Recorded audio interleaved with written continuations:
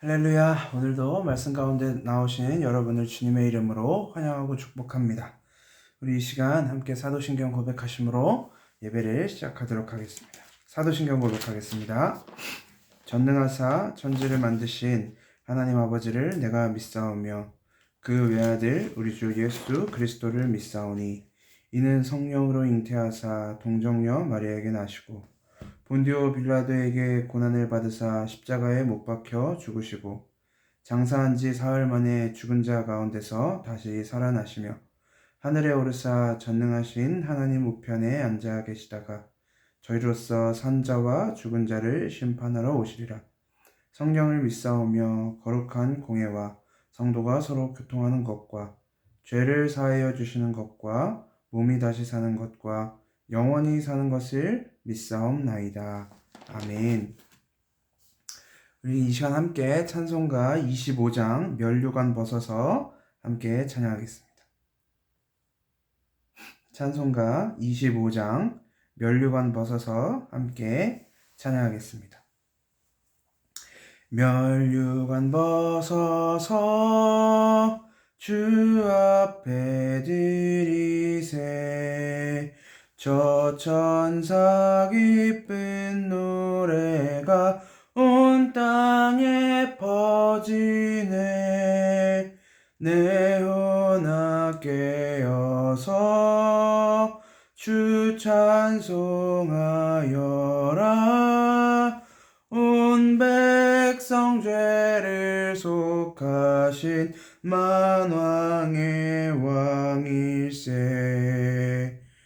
면류관 벗어서 주 앞에 드리세 그 손과 몸의 상처가 영광 중 빛나네 하늘의 천사도 그 영광 보고서 고난의 신비 알고자 늘 음모하도다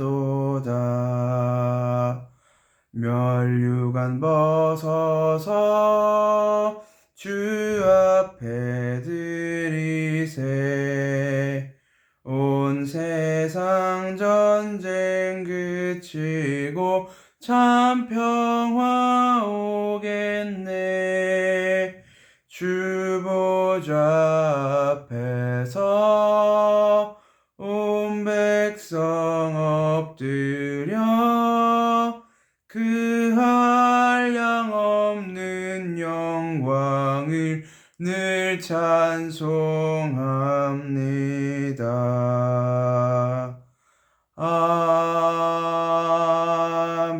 아멘.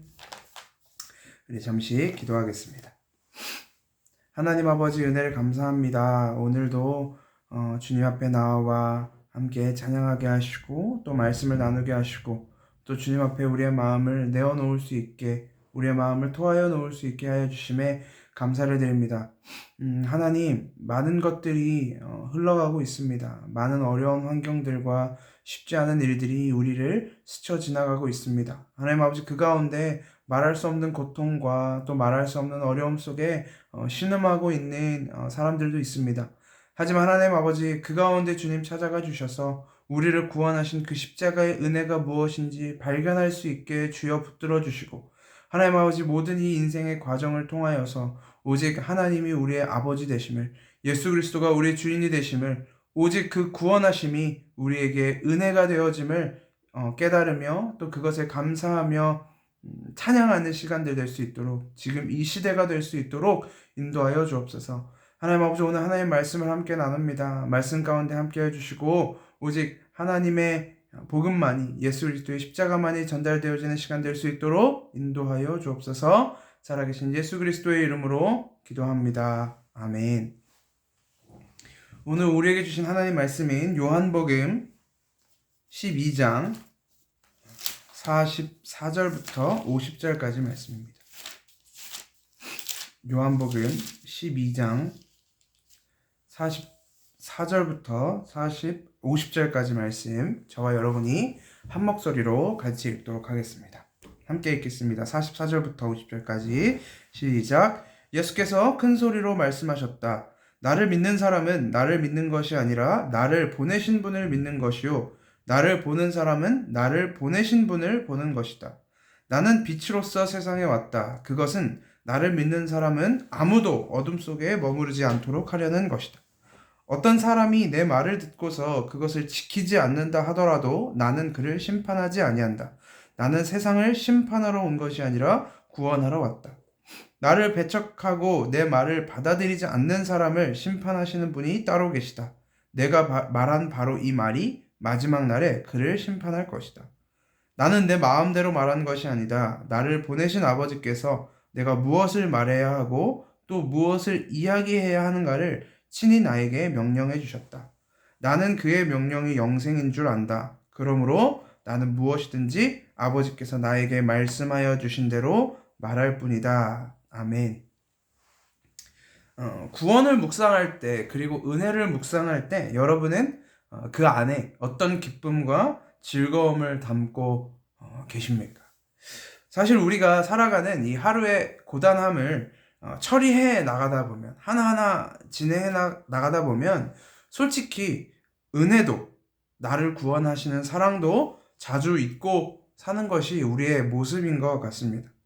오늘 하루는 무엇을 하면서 살아야 하는지, 오늘은 또 무슨 일을 하면서 살아야 하는지, 나의 삶에 가장 근접하고 밀접하고 관련된 우리 삶의 이야기들 때문에 우리의 인생에 부어주신 진짜 은혜가 무엇인지 잊어버리고 살고 있지는 않은가 돌아보게 됩니다. 은혜가 무엇인지 우리가 매일 점검하고 매일같이 묵상해도 이상할 것이 전혀 없습니다. 매일같이 은혜에 감사하고 감격하는 것이 어쩌면 오히려 더 당연한 것이죠. 그럼에도 불구하고 우리는 과연 매일같이 은혜를 기억하고 또 감사하고 있지 못하는 이유는 그것이 우리에게 너무나도 당연하다는 듯이 여겨지게 되었기 때문입니다.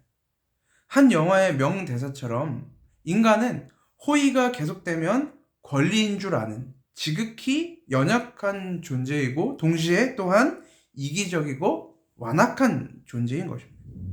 출애굽을 하던 이스라엘 백성들이 물만 있어도 먹을 음식만 있어도 감사하겠다고 찬양하다가도 얼마 가지 않아 고기 달라고 얘기하고 채소 달라고 이야기하던 그렇게 외쳐대던 불만을 외쳐대던 것과 별반 다를 바 없는 것이 바로 오늘을 살아가는 우리의 삶인 것입니다. 그런 과정 속에서 고기 달라, 채소 달라, 뭐 달라 라고 하는 이런 불만과 이기적인 외침 속에서 우리가 받은 은혜조차 잊어버리고 사는 것이죠. 이스라엘 백성들이 애굽에 있을 때 이 고단과 고난 속에서 우리를 꺼내달라고 그래서 구원하셨던 그 하나님의 은혜를 곧장 잊어버렸던 것처럼 말이죠. 은혜는 당연한 것이고 내가 은혜를 받은 것은 이미 받았으니까 이건 이제 원래 내 거고 이제 다른 은혜를 달라. 내가 원하는 은혜를 달라라고 하나님에게 요구하는 것입니다. 그러나 우리가 받은 은혜, 우리가 오늘 누리고 있는 이 은혜는 당연한 것도 아니고 원래 내 것도 아니고 그렇기 때문에 당연한 내 권리도 아닌 것입니다. 은혜의 속성과 원리에 대해서 오늘 예수님은 본문을 통해 이렇게 설명하고 계십니다. 오늘 성경 본문에서는 뭔가 모순이 일어나는 것처럼 보입니다.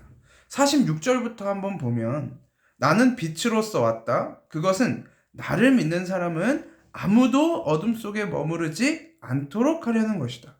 어떤 사람이 내 말을 듣고서 그것을 지키지 않는다 하더라도 나는 그를 심판하지 아니한다. 나는 세상을 심판하러 온 것이 아니라 구원하러 왔다. 이 본문만 보면 예수는 세상 사람들을 심판하기 위해 오신 것이 아니라 구원하기 위해서만 오신 것처럼 이야기하는 것처럼 들리지 않습니까? 그리스도의 사랑과 그 그리스도의 은혜의 풍성함이 이 말씀 속에 다 담겨 있는 것처럼 보입니다. 그런데 바로 그 다음 절을 살펴보면 나를 배척하고 내 말을 받아들이지 않는 사람을 심판하시는 분이 따로 계시다. 내가 말한 바로 이 말이 마지막 날에 그를 심판할 것이다 라고 말씀하십니다. 이 이야기가 무슨 뜻입니까? 믿음이 없는 자들에게는 반드시 심판이 있다는 것입니다. 예수 그리스도를 받아들이지 않는 자들에게 심판이 있다라는 것입니다. 그래서 우리는 이 본문을 바라보고 이해할 때 종종 이렇게 생각합니다. 예수님은 모든 사람을 구원하시기 원하시지만 예수를 믿지 않는 사람들은 하나님이 벌하시는구나 라고 말이죠. 과연 그럴까요? 과연 우리가 구원을 받고 받지 못하고 심판을 받는다는 것이 정말 인간이 하나님을 믿었느냐 믿지 않았느냐에 따라 그렇게 결정되어 버리는 것일까요? 우리가 종종 잊고 살았던, 아니 어쩌면 자주 잊고 살았던 은혜가 바로 이 모순 속에 끼어 들어오는 것입니다. 저는 종종 제가 진짜 부러워하는 사람들을 만납니다. 그 사람들이 어떤 사람들이냐면 그들의 인생에서 하나님이 완전히 배제된 채로 살다가 어느 날 갑자기 하나님을 만나고 예수 그리스도를 만나고 성도가 된 사람들입니다. 그들의 삶이 드라마틱하게 막 변했기 때문에 제가 그들을 부러워하는 것이 아닙니다. 그들 중에는 갑자기 늦게 하나님을 믿고 그리스도를 믿은 사람들 중에도 그렇게 막 화려하고 극적으로 변화되지 않은 사람도 많습니다. 오히려 그렇게 극적인 변화를 가지고 온 사람이 적습니다.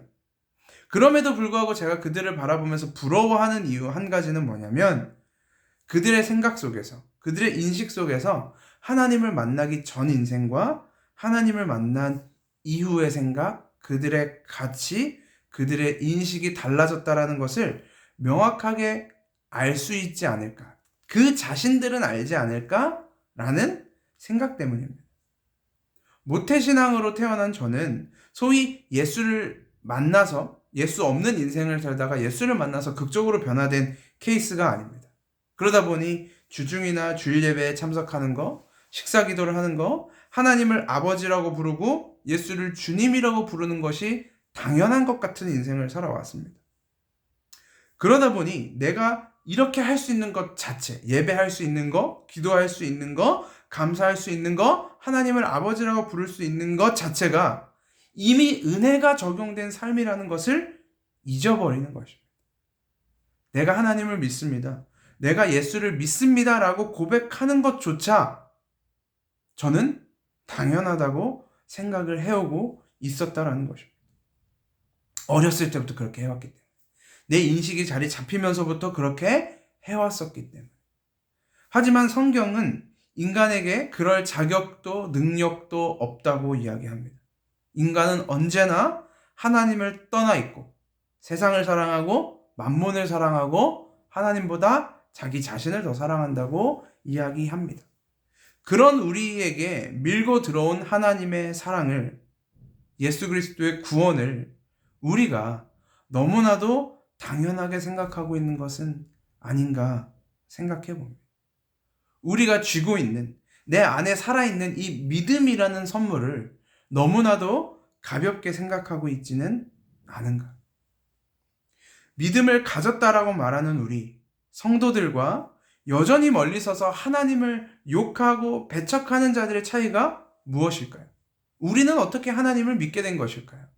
저와 여러분은 어떻게 이 새벽에 일어나서 하나님을 예배하는 자리에 나올 수 있었던 것일까요? 우리가 그들보다 더 성격이 온순하고 온유하고 그들만큼 완악하지 않아서일까요? 성경은 믿지 않는 자들에 대해서 이렇게 이야기합니다. 어제 본문이었던 요한복음 12장 37절에서는 예수께서 그렇게 많은 표징을 그들 앞에 행하셨으나 그들은 예수를 믿지 않았다라고 말합니다. 그리고 바로 그 다음 절 39절에는 그들이 믿을 수 없었던 까닭을 이사야가 또 이렇게 말하였다. 주님께서 그들의 눈을 멀게 하시고 그들의 마음을 무디게 하셨다. 그것은 그들이 눈이 있어도 보지 못하게 하고 마음으로 깨달아서 돌아서지 못하게 하여 나에게 고침을 받지 못하게 하려는 것이다. 하나님이 빛을 바라보는 그들의 눈과 복음이 전달되는 그들의 귀를 가리시고 막으셔서 믿지 못하게 하셨다라는 뜻입니다. 이것이 믿지 못하는 자들, 37절에서 예수를 믿지 않은 자들, 그들이 왜 믿을 수 없었는가에 대한 성경적 결론입니다. 하나님이 그들의 믿음을 막으셨기 때문이죠. 그리고서 성경은 믿는 자들에 대해서 어떻게 이야기하냐면 에베소서 2장 8절에서 9절에서는 여러분은 믿음을 통하여 은혜로 구원을 얻었습니다. 이것은 여러분에게서 난 것이 아니요 하나님의 선물입니다. 행위에서 난 것이 아닙니다. 그러므로 아무도 자랑할 수 없습니다. 라고 말합니다. 믿음은 누구의 것입니까? 믿음은 하나님의 것입니다. 믿음을 통하여 은혜로 구원을 얻게 됩니다. 그렇다면 구원은 누구의 것입니까? 그것도 하나님의 것입니다. 그래서 성경에서는 모든 것이 하나님으로부터 말미암았다라고 말하는 것입니다. 우리의 존재조차도, 우리의 삶의 기쁨도 즐거움도, 더 나아가서 우리 삶의 슬픔도 괴로움도 절망도 모두 하나님의 것입니다. 성경은 이 구원하시는 사랑을, 하나님에게서 믿음을 선물로 받은 사람들에 대해 은혜라고 이야기하는 것입니다. 이 은혜가 당연하게 우리에게 주어진 것입니까? 우리가 이 은혜를 받은 것이, 이 선물을 받은 것이 당연한 일입니까? 그렇지 않습니다. 자판기에 1,000원짜리 지폐를 넣고 버튼을 누르면 음료수가 나오는 것은 당연합니다. 내가 이 음료수를 위해 값을 지불했기 때문에. 하지만 내가 받는 은혜는 결코 당연한 것이 아닙니다. 내가 구원을 받을, 믿음을 받을 조건과 자격이 하나도 없음에도 불구하고 심판을 당하는 자들과 별반 다를 게 없는 사람이었음에도 불구하고 거기서 살림을 받은 것입니다. 그것을 은혜라고 합니다. 그렇기 때문에 하나님에게서 은혜를 받는 노하우, 그런 건 존재할 수가 없습니다. 하나님의 선물로 주어지는 것이기 때문이죠. 당연한 것이 아닌 이 은혜를 우리가 당연하게 생각하다 보니, 이 은혜는 원래 내 것이었다라고 생각하다 보니 이제 우리의 관심은 우리를 구원하시는 은혜 너머를 향합니다. 내가 구원받은 건 당연한 거야. 내가 하나님을 아버지라 고백할 수 있는 건 당연한 거야. 그러니까 이제 내 인생에 어려움이 닥쳐오거나 내 건강이 악화되거나 경제적으로 악화되어질 때 왜 내게 은혜를 주시지 않냐고, 왜 나를 사랑하시지 않냐고 원망하고 따지고 있는 것은 아닙니까? 이미 말할 수 없는 은혜가 나를 감싸고 있는데 이 은혜를 잊어버리니까.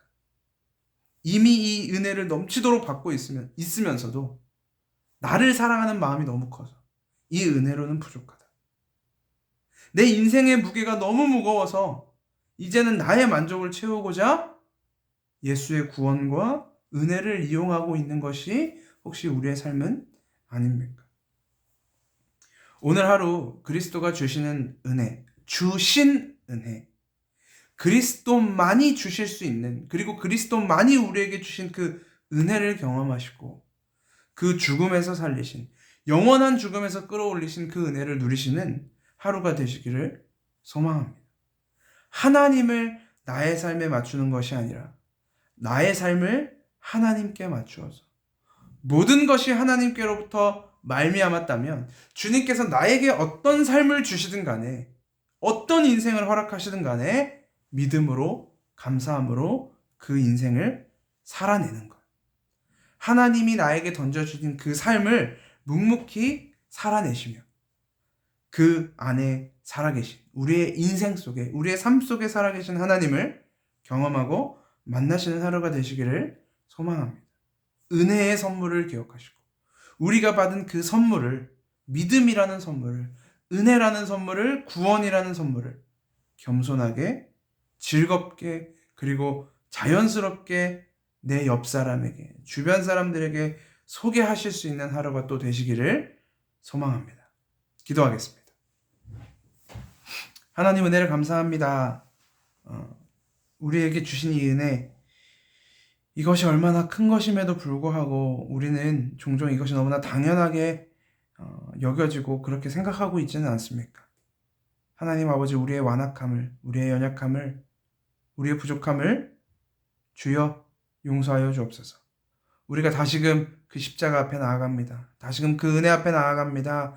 주여 그 은혜를 붙들어 주시고 오직 주님의 뜻 가운데, 하나님의 인도하심 가운데 살아내는 우리들 될 수 있도록 인도하여 주옵소서. 살아계신 예수 그리스도의 이름으로 기도합니다. 아멘. 주기도문으로 예배 마치도록 하겠습니다. 하늘에 계신 우리 아버지여, 이름이 거룩히 여김을 받으시오며 나라의 마옵시며 뜻이 하늘에서 이루어진 것 같이 땅에서도 이루어지이다. 오늘날 우리에게 일용할 양식을 주옵시고 우리가 우리에게 죄 지은 자를 사하여 준 것 같이 우리 죄를 사하여 주옵시고 우리를 시험에 들게 하지 마옵시고 다만 악에서 구하옵소서. 대개 나라와 권세와 영광이 아버지께 영원히 싸움나이다. 아멘. 이 시간 우리 함께 들은 말씀을 기억하시면서 또 여러분들이 각자 들고 나오신 그 기도의 제목들을 가지고 기도하시다가 자유롭게 마치시기 바랍니다. 기도하겠습니다.